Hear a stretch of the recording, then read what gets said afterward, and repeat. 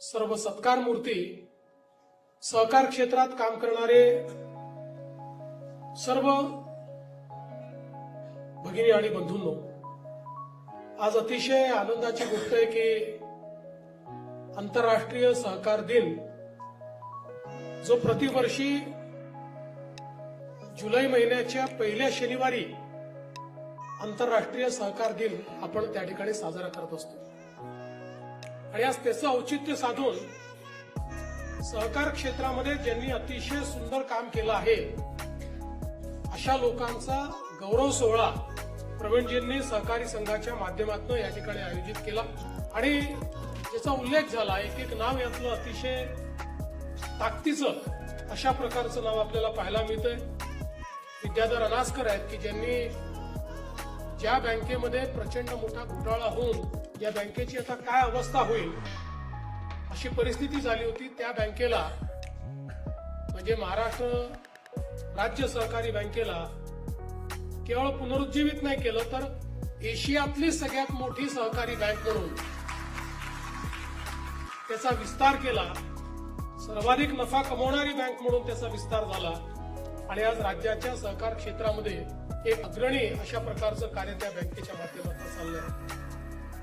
विनय कोरे सावकार असतील की ज्यांनी वारणा समूहाच्या माध्यमातून सहकारामध्येही कॉर्पोरेट कल्चर आणता येतं आणि त्या पद्धतीचा विस्तार हा सर्व लोकांना सोबत घेऊन कसा करता येऊ शकतो हे आपल्याला त्या ठिकाणी दाखवलं. आणि मला असं वाटतं की ज्यावेळी ठिकठिकाणी आम्ही वारणाचे प्रॉडक्ट्स पाहतो त्यावेळी अतिशय आनंद होतो की आपल्या कोल्हापूरच्या एका छोट्याशा या रोपट्याचं जे वटवृक्षात रूपांतर झालं आणि आज वेगवेगळ्या उद्योगाच्या माध्यमातून वारणा समूह ज्या प्रकारे सहकाराचं एक उदाहरण आपल्या समोर ठेवतोय, म्हणून त्यांना देखील हा जो काही पुरस्कार या ठिकाणी मिळाला खरोखर मी त्यांचे अभिनंदन करतो. डॉक्टर रेवती पैठणकर असतील, दीपक पटवर्धन असतील, शोभाताई सावंत असतील, शिवाजीराव नलावडे असतील, शहाजी पाटील असतील, सिद्धार्थ कांबळे, नामदेव सेंडी, राजेंद्र सरकाळे, सचिन पारवेकर, विजय काळे, चंद्रकांत पाटील, अशोक जगताप, विजी पवार, अलादीन वसईकर, दशरथ घनवट, रोहित निकम अशा सर्व सहकार क्षेत्रातल्या या कार्यकर्त्यांचं मी अतिशय मनापासून या ठिकाणी अभिनंदन करतो. खरं म्हणजे सहकार चळवळ ही आपल्या कल्पना आहे की अतिशय जुनी आहे आणि विशेषतः 125 वर्षापूर्वी या सहकार क्षेत्राचं मर्म हे आपल्या महाराष्ट्राने त्या ठिकाणी जाणलं आणि हळूहळू बँकिंग, कृषी प्रक्रिया, डेअरी, गृहनिर्माण, ग्राहक संस्था, मार्केटिंग, सहकारी संस्था अशा वेगवेगळ्या क्षेत्रांमध्ये सहकार मोठा झाला आणि आज आपण पाहतो की मोदीजींच्या सरकारमध्ये तर अनेक क्षेत्र आता आमच्या सहकारी क्षेत्राकरता खुले करण्यात आले आहेत. पण मुळामध्ये जर आपल्याला याचं मूळ बघायचं असेल तर 1875 साली ज्याला दख्खनची दंगल म्हटलं गेलं की ज्या काळामध्ये सावकारांना त्रासलेले शेतकरी, सावकारांच्या जाळ्यात अडकलेले शेतकरी की जे शेतकरी सावकारांकडनं कर्ज घ्यायचे आणि कर्ज घेतल्यानंतर आपली जमिनी गमावून बसायची आणि अनेक वेळा 2-2, 3-3 पिढ्या त्या सावकाराकडे चाकरी करायचे, अशा पद्धतीची ज्यावेळेस व्यवस्था होती त्यावेळी पुणे आणि अहिल्यानगर जिल्ह्यामध्ये एक मोठा उठाव झाला आणि त्याला दख्खनची दंगल म्हणतात. त्यातनं सावकारीवर मोठा प्रहार हा जनउठावातनं झाला आणि ब्रिटिशांनी त्याची दखल घेऊन त्याच्यावर एक कमिशन तयार केलं आणि या कमिशनने जो रिपोर्ट दिला त्या रिपोर्टमध्ये सांगितलं होतं की शेतकऱ्यांना सावकाराच्या जोखडातनं बाहेर काढायचं असेल तर सहकाराची स्थापना केली पाहिजे आणि सहकाराच्या माध्यमातून त्या ठिकाणी ऋण देण्याची व्यवस्था ही उभी केली पाहिजे. आणि मग आपल्याला माहिती आहे पहिली सहकारी पतपेढी 1904 साली या ठिकाणी तयार झाली पुढे वेगवेगळ्या प्रकारच्या, मगाशी तुम्ही असं म्हणालात उदयजी की आमच्या कोकणामध्ये सहकार त्या ठिकाणी रुजला नाही, पण पहिली ग्रामीण पतपेढी या महाराष्ट्रामध्ये सहकारातली जी सुरू झाली ती कणकवलीला सुरू झाली, कोकणामध्ये सुरू झाली. म्हणजे याची मुहूर्तमेढ ही कोकणाने केलेली आहे. त्यामुळे स्कोप खूप आहे, काळजी करू नका. आणि मगाशी तुम्ही सांगितल्यानंतर तुम्ही उद्योग मंत्री म्हणून उत्तम काम करताय, पण तुमची इच्छा बघता शिंदे साहेबांची बोलून तुम्हाला सहकार विभाग द्यावा का, असा एक विचार माझ्या डोक्यात आला. म्हणजे पण मला असं वाटतं की मोठ्या प्रमाणात त्यानंतर भारतामध्ये सहकार सुरू झाला. सर्वात मोठी आपली शिखर बँक जी आहे ती 1911 मध्ये या ठिकाणी स्थापन झाली. सर्वात जुनी आणि मल्टी शेड्यूल बँक सहकारी बँक 1906 मध्ये पुण्यामध्ये स्थापन करण्यात आली. आणि हळूहळू आपल्याला माहिती आहे की वेगवेगळ्या प्रकारचे कायदे हे त्या ठिकाणी तयार झाले. कॉपरेटिव्ह सोसायटीज ऍक्ट 1925 साली तयार झाला. त्यानंतर धनंजयराव गाडगीळ, पद्मश्री विठ्ठलराव विखे पाटील यांच्या नेतृत्वात एशियातला पहिला सहकारी साखर कारखाना हा आपल्याकडे त्या ठिकाणी सुरू झाला. वैकुंठभाई मेहता असतील, या सगळ्या लोकांनी या सहकाराला एक वेगळी दिशा या ठिकाणी देण्याचं काम केलं. आणि देशामध्ये सर्वाधिक मजबूतीनं सहकार जर कुठे रुजला असेल तर तो या महाराष्ट्रामध्ये रुजला, याचा आपल्याला सगळ्यांना आनंद आहे. आज जवळपास 2 लाखापेक्षा जास्त वेगवेगळ्या सहकारी संस्था या आपल्या महाराष्ट्रामध्ये आहेत. आणि आपण जर बघितलं तर सर्वात जास्त पेनिट्रेशन सहकाराचं हे महाराष्ट्रामध्ये या ठिकाणी आपल्याला पाहायला मिळतं. आज आपण बघितलं तर नागरी सहकारी बँका आहेत, यातल्या देशातल्या मजबूत बँका आपल्याला महाराष्ट्रामध्ये पाहायला मिळतात. आणि तशातच मला या गोष्टीचा आनंद आहे की आपला महाराष्ट्र राज्य सहकारी संघ, ज्याला आता 107 वर्ष या ठिकाणी झाली, ही मोठी उज्ज्वल परंपरा असलेला हा संघ, आणि या संघाच्या माध्यमातून देखील आज आमच्या प्रवीणजी दरेकरांनी अतिशय उत्तम काम सुरू केलेलं आहे. या संघाच्या माध्यमातून सहकाराला एक नवीन दिशा देण्याचा त्यांचा प्रयत्न आहे. आणि त्या दृष्टीने सहकाराच्या क्षेत्रामध्ये त्यांची इच्छा आहे की प्रशिक्षित कार्यकर्ते निर्माण केले पाहिजेत. आणि त्याकरता जो काही पूर्वी निधी मिळायचा तो बंद झालेला आहे, तो शिक्षण निधी सुरू झाला पाहिजे. निश्चितपणे प्रवीणजी येत्या महिन्याभरामध्ये याचा निर्णय आपण घेऊ आणि एक चांगलं काम या ठिकाणी पूर्ण करू. आणि सहकारी महाराष्ट्र हे मासिक पुन्हा तुम्ही सुरू केलं. 67 वर्षाचा याचा देखील इतिहास आहे. त्यामुळे हा जो काही पुरस्कार तुम्ही उदयजी देणार आहात, त्या पुरस्कारामध्ये फक्त तुम्ही लेखकांना देणार आहे की संपादकांना देणार आहे? संपादकांना देणार असाल तर एक दरेकरांचे नाव त्याच्यामध्ये आपण लिहून घ्या आणि त्याच्यामध्ये त्यांना याकरता पुरस्कार द्या की सकाळी 9 वाजता भोंगा न वाजवताही उत्तम संपादक होता येतं. हे प्रवीण दरेकरांनी या ठिकाणी दाखवून दिलेलं आहे. आणि म्हणून त्यांना निश्चितपणे या ठिकाणी याचा पुरस्कार जो आहे हा पुरस्कार दिला पाहिजे.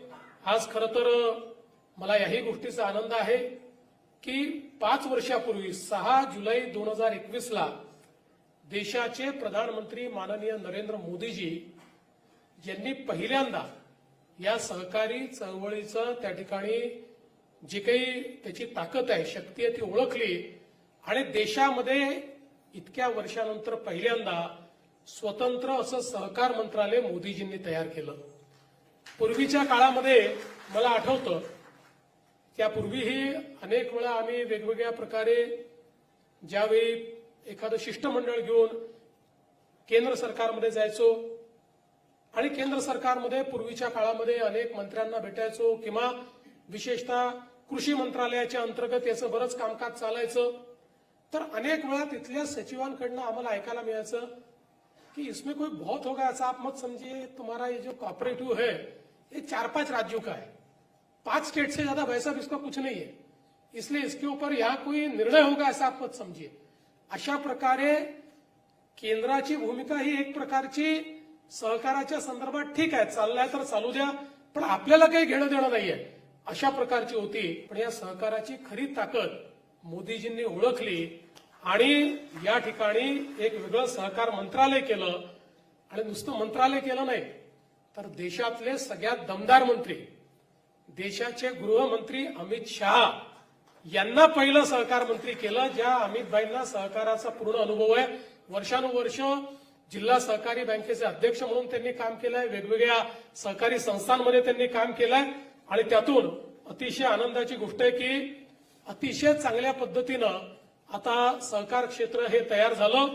आणि एवढंच नाही तर राष्ट्रीय सहकार धोरण जाहीर झालं आणि या धोरणामध्ये पुढच्या 20 वर्षामध्ये जीडीपी मध्ये सहकार्याचा हिस्सा हा 3 पटीने वाढवण्याचा निर्णय हा केंद्राच्या सरकारने या ठिकाणी घेतला.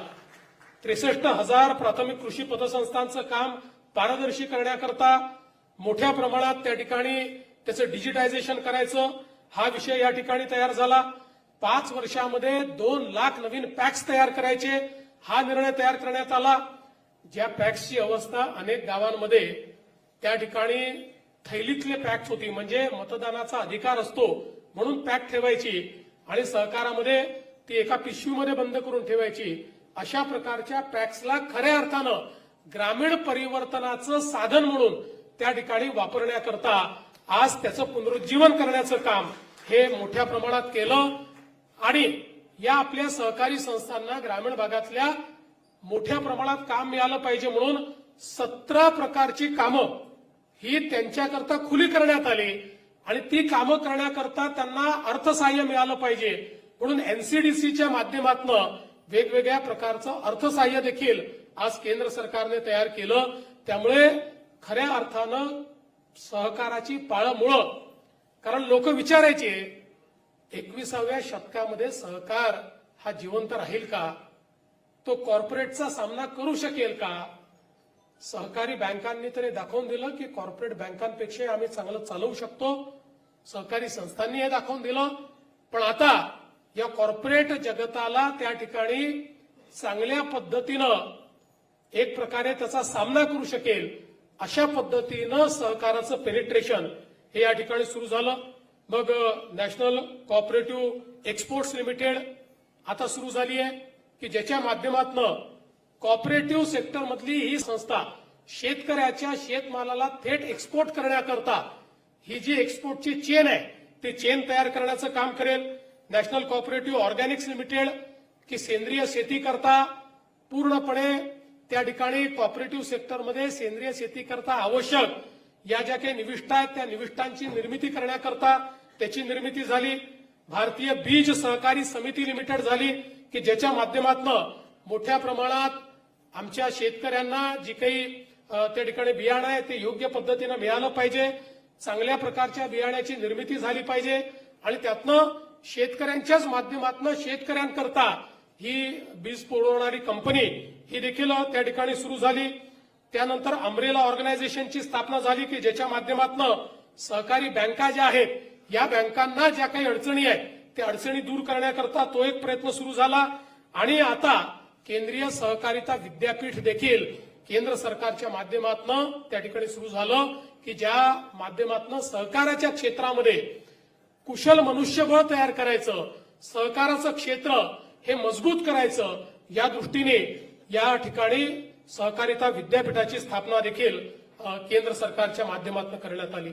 आणि हे सगळं करत असताना आमच्या सहकारी साखर कारखान्यांचा त्या ठिकाणी विशेषतः 10,000 कोटी रुपयाचा इन्कम टॅक्स माफ करणं असेल, इथेनॉलची नवीन पॉलिसी असेल, वेगवेगळ्या प्रकारे सहकार क्षेत्रातले हे जे आमचे काही कारखाने आहेत हे जिवंत राहिले पाहिजेत याकरता सीबीजीची पॉलिसी असेल, अशा अनेक पॉलिसीज या ठिकाणी तयार केल्या आणि भविष्यातही खरं म्हणजे केंद्र सरकारच्या माध्यमातून खूप मोठ्या प्रमाणात हे कार्य या ठिकाणी होणार आहे.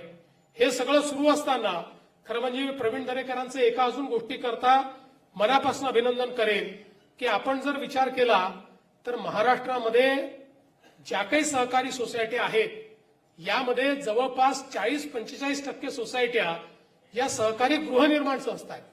आणि सहकारी गृहनिर्माण संस्था हा सगळ्यात उपेक्षित घटक होता. पण प्रवीण भाऊंच्या पाठपुराव्यामुळेच सहकाराच्या कायद्यामध्ये सहकारी गृहनिर्माण संस्थांकरता एक वेगळा चॅप्टर आम्ही तयार केला आणि त्या संस्थांकरता त्यांचे अधिकार, त्यांचे विनियम या सगळ्या गोष्टी आपण तयार केल्या आणि त्यांच्याच कमिटीने दिलेल्या रिपोर्टवर आज आपण स्वयं पुनर्विकास ही योजना आमच्या सगळ्या सहकारी सोसायट्यांना दिली. मी ज्यावेळेस त्यांच्या माध्यमातून ज्या काही सोसायट्या उभ्या राहिल्या आहेत त्यातल्या काही इमारती पाहायला गेलो, त्यावेळी त्याचे जे ग्राहक होते किंवा त्या ठिकाणी त्या संस्थेचे सभासद होते, त्यांच्या चेहऱ्यावरचा जो आनंद होता, 400 चौरस फुटामध्ये राहणारा 1000 चौरस फुटामध्ये राहायला गेला, हे स्वयं पुनर्विकासाने घडवून दाखवलं. या स्वयं पुनर्विकासामुळे मुंबईतला जो मराठी माणूस आहे त्याचं घरांचं स्वप्न आणि मोठ्या घरांचं स्वप्न या ठिकाणी पूर्ण होत आहे आणि आज हजारो कामं त्या ठिकाणी चाललेली आहेत. आणि म्हणून मला असं वाटतं की या महाराष्ट्राने या ठिकाणी सहकारी गृहनिर्माण चळवळीला एक नवीन अशा प्रकारची दिशा या माध्यमातून दिली आहे. मला विश्वास आहे, तुम्ही अनास्कर साहेबांना सांगितलं, अनास्कर साहेब तुम्ही 10,000 कोटी बाजूला ठेवले आहेत. रोज प्रवीण भाऊ मला तक्रार करतात, आमचे पैसे संपले, आमची बँक छोटी आहे, आमच्या मोठ्या भावांना सांगा काही त्यांच्या इकडनं आम्हाला पैसे द्या. आता 1600 आपल्याकडे प्रकल्प हे रजिस्टर झाले आहेत आणि तुम्ही तर इतके हुशार आहात की तुम्ही बरोबर पडताळून बँकेचा फायदा कुठे हेच पाहता. तुम्ही कधी नुकसानीत जात नाही. नुकसानात जाताना तुम्हाला मी पाहिलं नाही. नाही कधीच नाही जात नाही. पण ही तर असं फायनान्सिंग आहे की जन्मात थकत नाही. याच्यापेक्षा चांगलं फायनान्सिंगच नाही. इतके प्रामाणिक लोक आहेत हे सगळे की पैसा परत करतात. त्यामुळे आता तुम्ही किमान 1000 जे काही आपल्याकडे पेंडिंग संस्था आहेत त्या संस्थांना, सहकारी गृहनिर्माण संस्थांना त्या ठिकाणी मदत करा. आम्ही वेगवेगळ्या GRच्या माध्यमातून इतकं इज ऑफ डुईंग बिझनेस त्याच्यामध्ये आणलेला आहे की कोणीही सहकारी संस्थेचे लोक त्या ठिकाणी आपला प्रस्ताव टाकून त्याला मान्यता मिळवून स्वतःच्या घराचे शिल्पकार अशा पद्धतीनं कुठल्या बिल्डरची आवश्यकता नाही, कुठल्या डेव्हलपरची आवश्यकता नाही, कुठल्या फसवणुकीची आवश्यकता नाही, अशा पद्धतीने काम करू शकतात.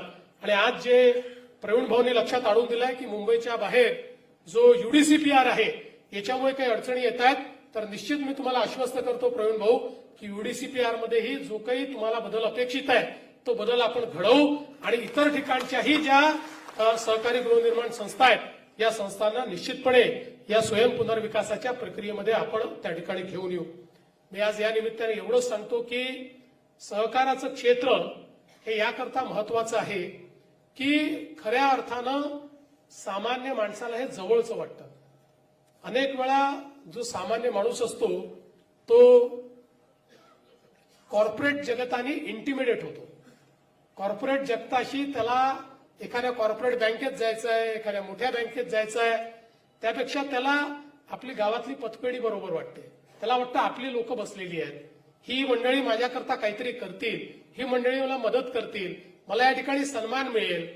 आणि सगळ्यात महत्वाचं काही असेल तर जगाच्या इतिहासामध्ये ज्या ठिकाणी वेगवेगळ्या पद्धतीचं त्या ज्याला फायनान्शियल पेनिट्रेशन म्हणतो, हे ज्या ठिकाणी फायनान्शियल पेनिट्रेशन झालं त्याच ठिकाणी विकास घडलाय. विकास घडवायचा असेल तर फायनान्शियल पेनिट्रेशन हे फार महत्वाचं असतं आणि ते फायनान्शियल पेनिट्रेशन करण्याची ताकद जर कोणाची असेल तर ती केवळ आपल्या सहकारी संस्थांची आहे.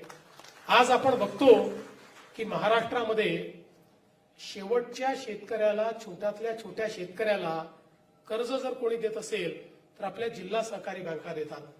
आज अनेक ठिकाणी जिल्हा सहकारी बँका मेल्या. दुर्दैवाने जो काही सहकारात घोळ झाला त्यात त्या मेल्या. त्या ठिकाणी कर्ज देण्याची जबाबदारी ही कमर्शियल बँक आणि शेड्यूल बँक आणि आपल्या ज्या नॅशनलाइज बँक आहेत या बँकांना आली. पण आपण महाराष्ट्रामध्ये कर्ज कोणाला किती मिळतं हे जर बघितलं, ज्या ठिकाणी सहकारी बँका आहेत, जिल्हा सहकारी बँका आहेत, त्या ठिकाणची शेतकऱ्यांना सर्वाधिक कर्ज मिळतं.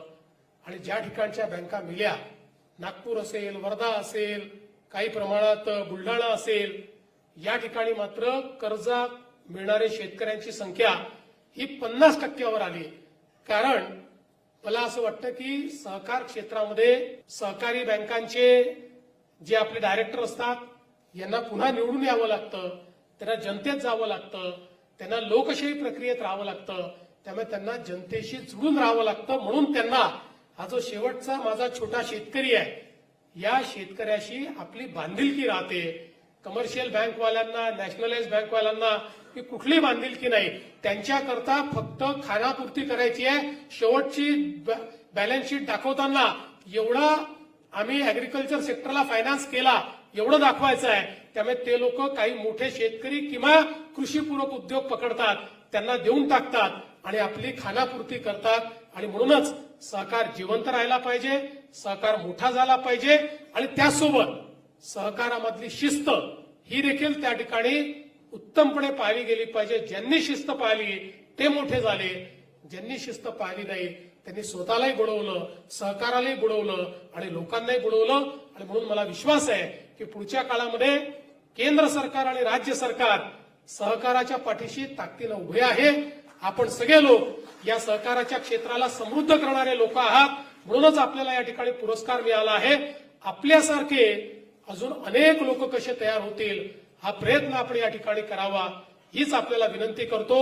आणि प्रवीणजी, आपण जे जे या ठिकाणी अपेक्षित केलेलं आहे ते सगळं आपण निश्चितपणे करू. या संदर्भात आपलं अधिवेशन संपल्याबरोबर एक बैठक देखील मी घेतो आणि त्या माध्यमातून सगळे निर्णय आपण निश्चितपणे करू हा विश्वास मी आपल्याला देतो आणि माझं बोलणं संपलं.